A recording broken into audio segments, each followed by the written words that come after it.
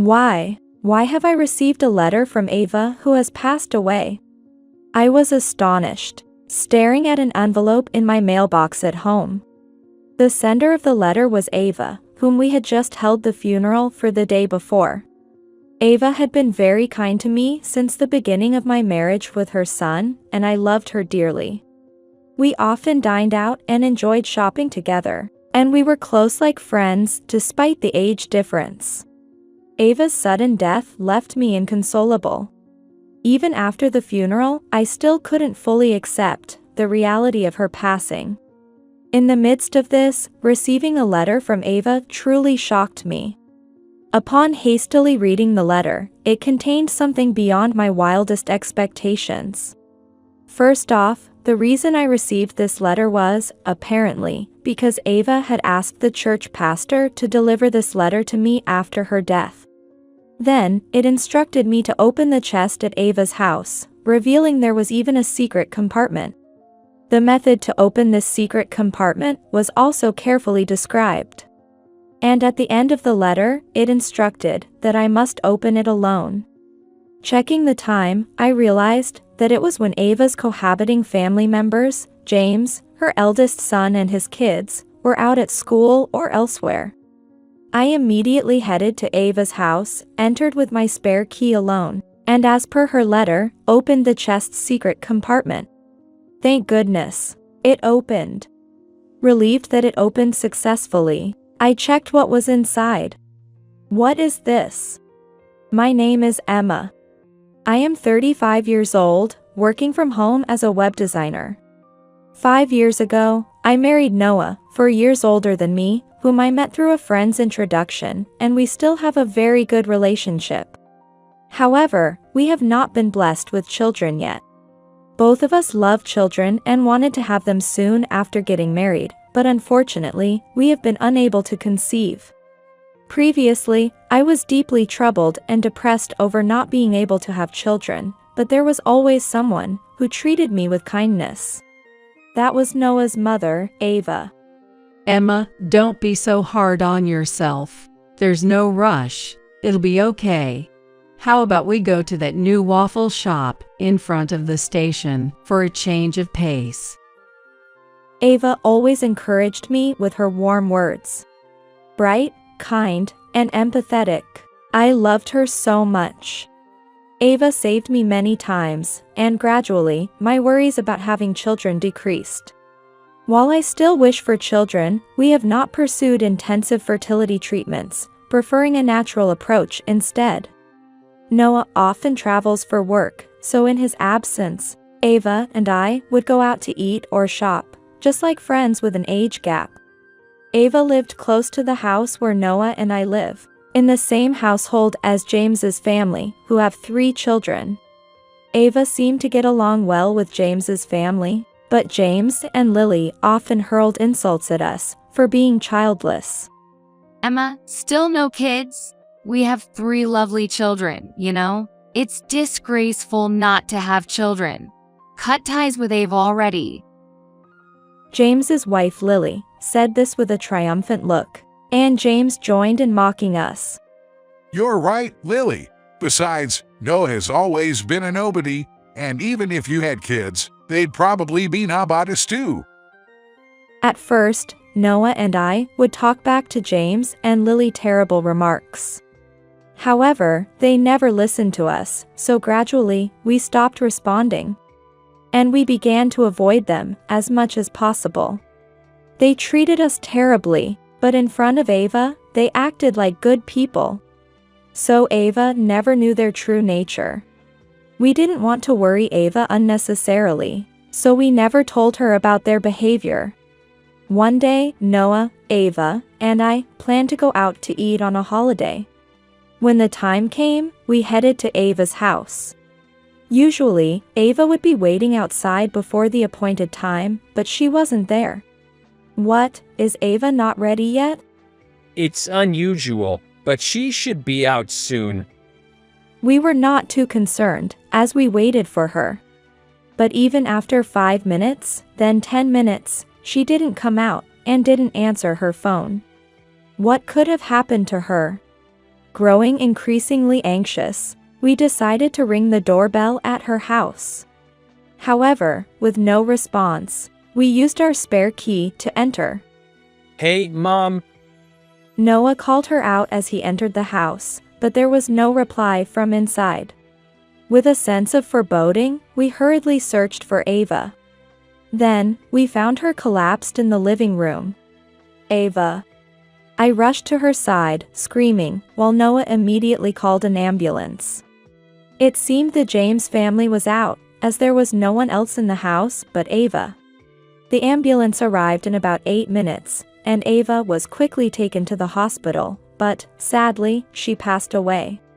It turned out to be a stroke. Noah and I could not accept her sudden departure. We cried as if our tears would never stop. But there was much to do, like preparing for the funeral. We couldn't remain saddened and withdrawn forever. The funeral was a family affair, with James, the eldest son, serving as the chief mourner. For Ava's sake, Noah and I had to proceed with the funeral preparations, coordinating with James. Yet, during the arrangements and meetings with the funeral home, I sensed an air of reluctance from James. He didn't seem to mourn Ava's death, but at the wake and funeral, he fulfilled his duties as the chief mourner, at least minimally. Still, he would soon call Noah over to talk to the relatives. After that, he would quickly leave the table, causing the relatives to glare at him disapprovingly. Moreover, during the meal after the funeral, James was the first to sit down and made no move to stand up. He simply kept drinking beer, even as Noah urged him to greet the guests. Lily was also just drinking beer beside him, so Noah and I rushed to mingle with the relatives and talk about Ava and their visits. Perhaps seeing their parents just drinking and eating, James's 3 kids were absorbed in their handheld gaming devices. They laughed and playfully nudged each other, creating an atmosphere far removed from a post-funeral gathering. None of James's family seemed to mourn Ava's death. The relatives probably sensed their attitude. They barely spoke to James and Lily, but shared farewells and memories with Noah and me. Even as the relatives' demeanor toward them starkly changed, James and his family remained unaffected. They continuously ordered beer, talked about the inheritance and planned for a trip during the morning. Despite being so cared for by Ava, in her lifetime, they were very disrespectful to her wake and funeral. I glared at James's family with contempt. The next day, Noah left early for various errands. Alone at home, I went to check the mailbox for the newspaper, and noticed an envelope inside. Who could it be from? I took out the letter, and saw it was addressed to me, with Ava as the sender. Why? Why would there be a letter from Ava? Surprised, I returned to the living room and opened the letter. It contained something I never anticipated. Apparently, Ava had arranged with the church pastor to mail this letter to me after her death. The letter mentioned opening a chest at Ava's house, how to open a secret compartment in the chest of drawers, and the contact information for a family lawyer. And finally, it instructed that I must open the chest of drawers alone. I traced Ava's letter repeatedly. She was slender, but her handwriting was large and forceful. It truly reflected her way of life, and I felt a deep sigh of relief. I looked up at the clock. 9:30. Ava's house should be empty by now. Muttering to myself, I quickly got ready and headed to her house. The kids would be at school by then, and James and Lily would have left early that day. I saw on Lily's social media earlier that she and James were going out. Despite it being the day after Ava's funeral, they seemed to be sending the kids off to school and bragging about enjoying their day off, using bereavement leave. If that post was true, there should be no one at the house. I had to go then, or I might not get another chance. Using my spare key, I opened the front door of the house and slowly entered. The absence of Ava, always there with a welcoming smile, filled me with sadness. I held back the pain in my chest as I entered Ava's room. Her chest of drawers was quite old. But perhaps because she occasionally tended to it, the chest of drawers opened smoothly. And as the letter described, I found and opened the secret compartment in the back of the chest drawer. Thank goodness, it opened. I was able to open it safely, and I let out a sigh of relief. I checked what was inside. There, along with the items mentioned in the letter, was another document. What is this? Staring at the document, I felt Ava's love and nearly broke down in tears. I wanted to stay and cry, but I needed to leave quickly. It would be bad if someone returned and saw me. Especially since Ava's letter instructed me to do this alone. After taking the documents home, I contacted the family lawyer mentioned in the letter and informed him of Ava's passing. I was about to suggest to Noah and James's family that we all meet during the weekend, but just then, I received an email. It was from Lily. She was asking for us to gather at Ava's house during the weekend for an important announcement. What could Lily possibly want to talk about? I had a bad feeling. Though skeptical, it would be odd to refuse, so I agreed to Lily's request. On that weekend, I arrived at the house with Noah and was nervous about the discussion. James and Lily had smug, unpleasant smiles, and their 3 children were not present. They were probably being looked after elsewhere. As soon as Noah and I sat down, they flaunted a document. This is the will Ava left behind. Lily declared loudly. The signature on the will was indeed Ava's, stating that all her assets should be inherited by James and Lily. You see, it says here we inherit everything, so you guys won't get a penny. Too bad. James laughed mockingly. His face was ugly with glee. Noah was perplexed, but I silently stood up and brought in the lawyer waiting outside. Who is this? James and Lily were confused by the sudden appearance of the lawyer. Noah was also surprised, not knowing the lawyer had been waiting. This person is the lawyer Ava had trusted. I introduced him briefly, and James and Lily's faces slowly turned from shock to anger. A lawyer? Why did you bring one here? Per Ava's instructions, she wanted the lawyer to help with the smooth creation of the inheritance division agreement. James and Lily loudly protested the need for a lawyer. James slammed the table again and gestured towards the will. Mom left a will. We don't need a lawyer with this. At that, the lawyer quietly raised his hand. Is this document entirely written by your mother, without a doubt? James asserted it was. The lawyer shook his head significantly at the scene. This cannot be accepted as a will. A handwritten will must be entirely written by the person themselves. The lawyer pointed out the word will at the beginning and Ava's signature at the end. Ava's name was written in a familiar handwriting, but the rest looked like it was printed from a computer or something. The previously noisy living room fell eerily silent. James, as if jolted, reached out for the will and brought it closer to himself.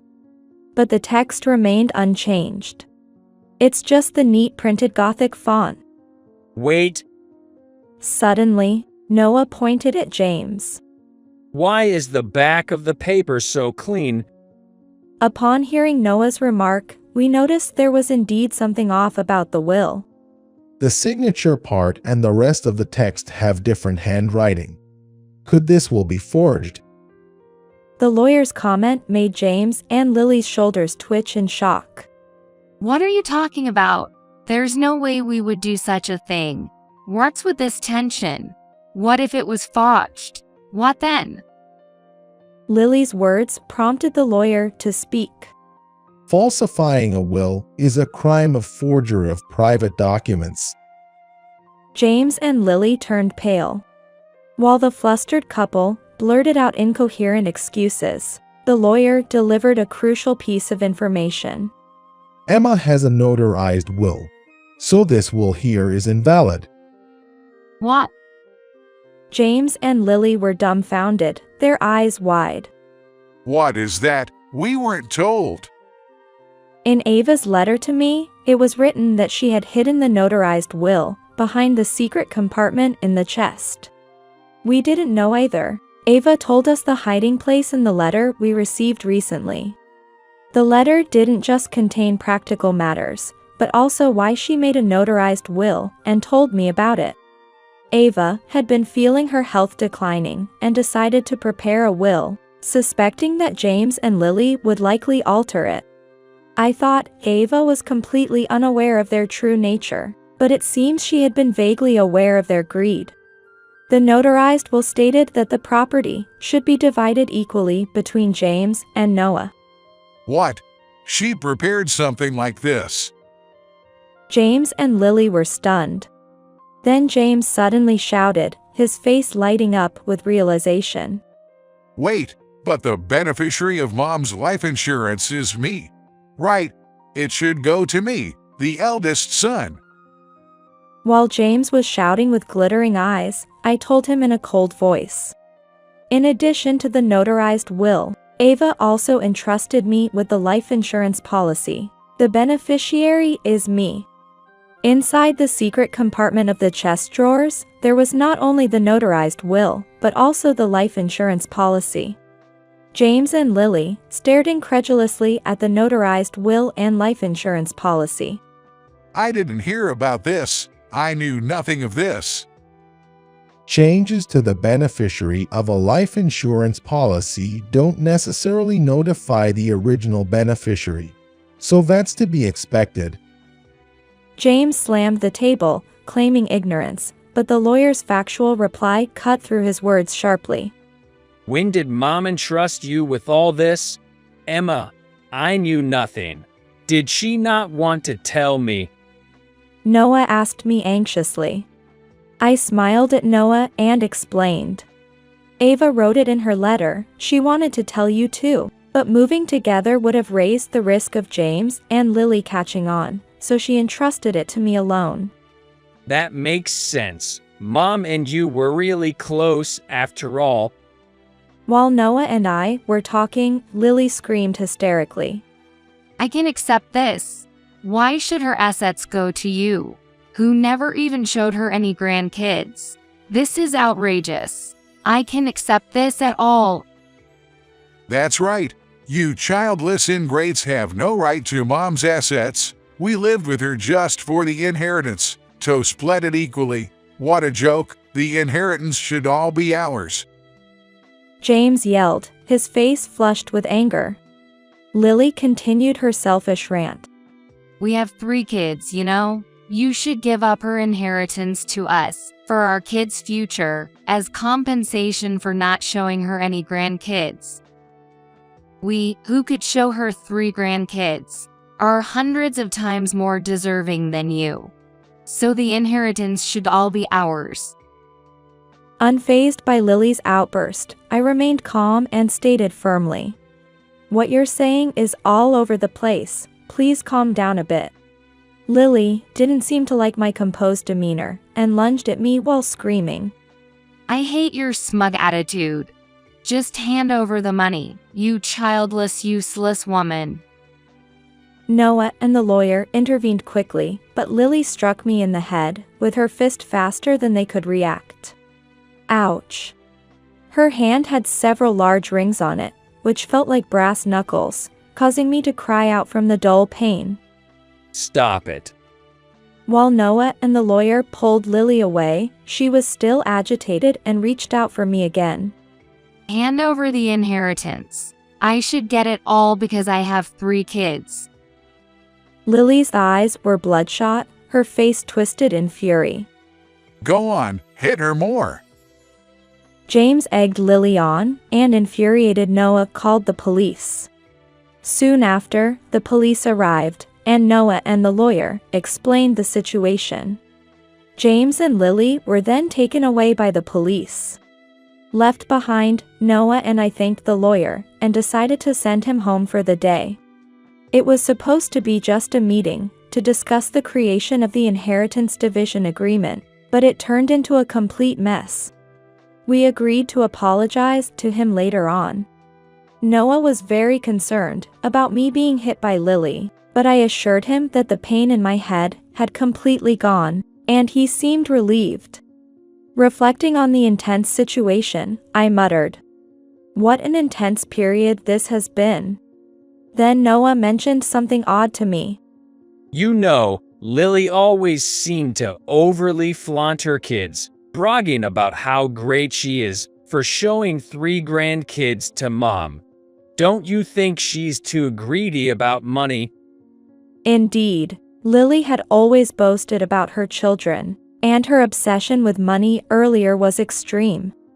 Well, yes, Ava intended to divide the inheritance equally, yet Lily wanted it all, which is abnormal. Her face when she hit me was terrifying. That's what I thought too. It's definitely abnormal. Noah then fell silent, lost in thought. "What's wrong? Is something bothering you?" I asked him, unable to understand what he was implying. Yay, I've been thinking, maybe we should suggest a DNA test for James's 3 kids. I was surprised at Noah's suggestion. DNA testing? Yes, and I'm thinking of proposing a background check on Lily too. It's just a hunch, but something feels off. Although, I thought it might be too much, Noah's instincts had often been right before. Okay, if you say so, we should suggest it to James. Later, when Noah brought it up to James, he reportedly ridiculed Noah and yelled at him. Just because you don't have kids, don't suspect ours. But at the end of the confrontation, James snatched the DNA testing information from Noah, as if stealing it. Perhaps James had his suspicions as well. The first results to come back were James and his children's DNA tests. It was revealed that the second and the youngest sons were not biologically related to James. I suspected the youngest because he didn't resemble either parent much, but the second son too. Noah was speechless. Perhaps finally facing the truth, James thoroughly investigated Lily's background. The findings were damning. Lily had been involved with multiple men even before marrying James. And recently, the truth had been discovered by the wives of her lovers, who then demanded compensation. Lily, being home more often than James, had meticulously hidden the certified mail and other evidence. The total demanded in compensation far exceeded what Lily could cover with her earnings or savings. Lily must have been desperate to secure Ava's inheritance for herself. As expected, James and Lily ended up in a violent altercation, throwing objects and brawling until they were both bleeding. Neighbors, unable to stand the noise, called the police. Eventually, the police arrived and took them both into custody. They were already facing charges for forging Ava's will, and now they added assault to their crimes. Further investigation by the police revealed more misdemeanors, including theft and stalking wealthy individuals. Eventually, James and Lily were sent to prison. Concerned about the future of the 3 children, Noah and I debated what to do. With Ava gone, we were their closest relatives. We considered taking them in but ultimately decided against. Unfortunately, the children had fully absorbed their parents' negative attitudes, blatantly calling us childless and incompetent. The eldest, Tom, being 14, certainly knew right from wrong, and even the youngest, at 7, should understand basic decency. Yet, every time they met us, all 3 of them would smirk and hurl insults. It seems their mindset didn't change, even though their parents were arrested, and they were in the middle of that trouble.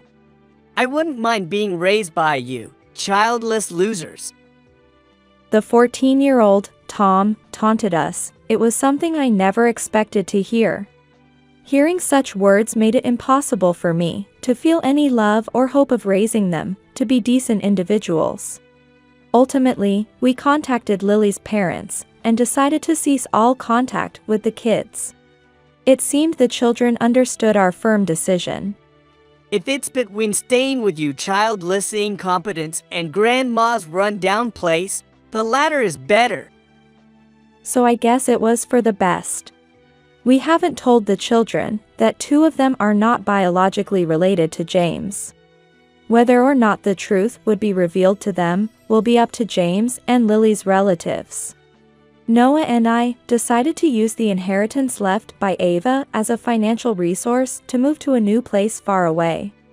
It was a location rich in nature with plenty of greenery, where both of us quickly felt at home.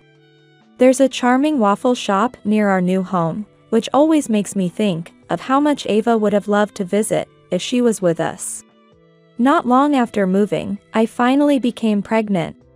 The positive result on the pregnancy test made me scream in surprise and joy. After visiting the OB/GYN for confirmation, we were told without a doubt that I was pregnant. We cried tears of joy as we embraced each other. Ava would have been so happy for us. Also, the business venture I had been secretly planning is progressing well. Noah and I are working hard for our upcoming child, enjoying fulfilling and happy days.